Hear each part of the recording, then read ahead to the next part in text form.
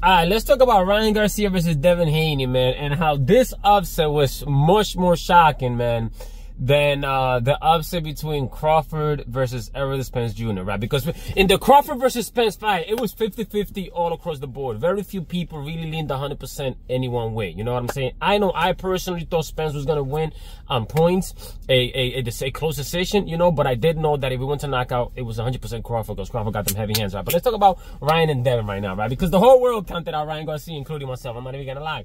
I'm not even gonna lie. I counted Ryan Garcia out because I just did not think that his mind was in the game. You know what I'm saying? I really did think that this guy was just completely unfocused, man. Especially the way he lost the Tank. You know, I felt like he could do more in the Tank fight, but I get it, the rehydration clause.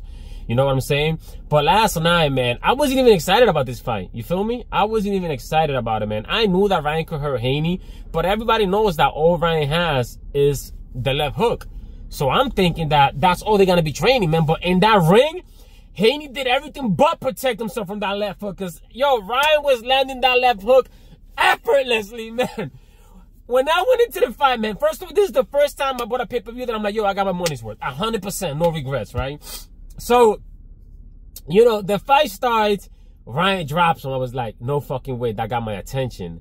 That got my attention. You know, I was like, okay, Devin Haney seemed to take it well. You know, he recuperated pretty fast, right? Then around round 4, I kind of saw Ryan kind of like gassing out a little. He was starting to look a little tired.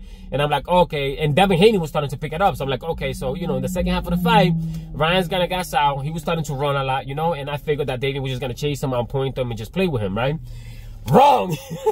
Because, man, yo, the amount of times, man, that Ryan just clipped him, hurt him, dropped him, wobbled him.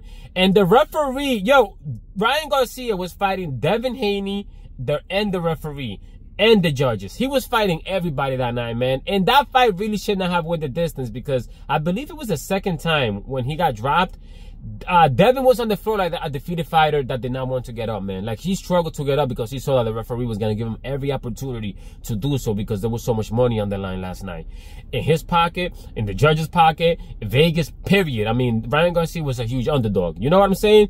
So he allowed him to get up. He protected him like a motherfucker. When he took a point from Ryan Garcia, I was like, what did he do? Like, I was so confused. I still don't know till today what it was that he did that he took a point from him.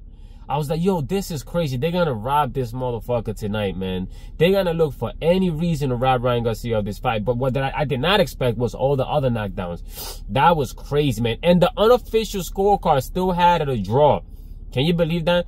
They still had it a draw, man. At one point, I started to feel like Floyd, PBC, Al Heyman, everybody was going to send somebody to Ryan's corner as he was standing in the stool, man, in between rounds and telling him, yo, bro, I'm gonna pay you 5 minutes to take a dive, bro. He's gonna throw a straight right hand. Just take it, let it hit you, pretend like it hurt, and go to sleep. Please, please, bro. You gotta throw this fucking fight, bro, man, because we're gonna lose everything, bro. But yeah, man, Ryan Garcia is back, man. He's back. 140. He seemed to do much better than he did, you know, against the fight with Tank. But yeah, man, I want to see Tank give him that rematch without a rehydration clause at 140, you know? But I doubt that Tank is going to do that because that just doesn't benefit him at all because Ryan actually hits really, really hard, man. But I can't believe that Devin Haney really did not prep to block that punch. That's all he had to do to beat Ryan Garcia last night. Ryan wasn't even using his jab like that. Like, it was so easy for him to touch him. And he wasn't even throwing his right that much. He did throw some uppercuts. I give him credit for that. You know what I'm saying? He was trying to catch him on the inside. But Devin's defense is pretty good, so he wasn't really having a lot of success with it. But that left hook, man, was landing all night long. I was like, there's no fucking way. There's no way, man. I thought Devin Haney's defense was a lot better than what he showed last night. And you know what? I wouldn't be shocked if Devin and his team kind of like counted Ryan out because the whole world did. Nobody thought that was going to be a competitive fight, man. And that fight was competitive from the first round all the way to the end. You never knew what was going to happen in the fight. Like the whole time I was just there on the edge of my seat like, yo, this motherfucker's really going to do it, man. But I just felt like, damn, if they allow it to get to 12 rounds, they're going to rob him, which they were trying to. One judge, official judge, saw the draw. You know, but I mean, it was just too many knockdowns. It was too many knockdowns, man. The referee was too much on on Devin Haney's side, and it would have been a very, very bad robbery. A very bad robbery. That would have been 100 times worse, man, than when they gave that draw in the first Triple G versus Canelo fight. And I was rooting for Canelo that fight. So don't even come at me talking about, nah, you don't know boxing now, homie. Like, Canelo lost that fight, bro. Everybody knows, clearly. You know, the second fight, you know, I give it to Canelo a close, and the third one also was a very close fight towards Canelo. But whatever, the point is, man, that, yeah, man, Ryan definitely showed up last night, man, and he shut the whole world up, bro. Imagine talking crazy, man.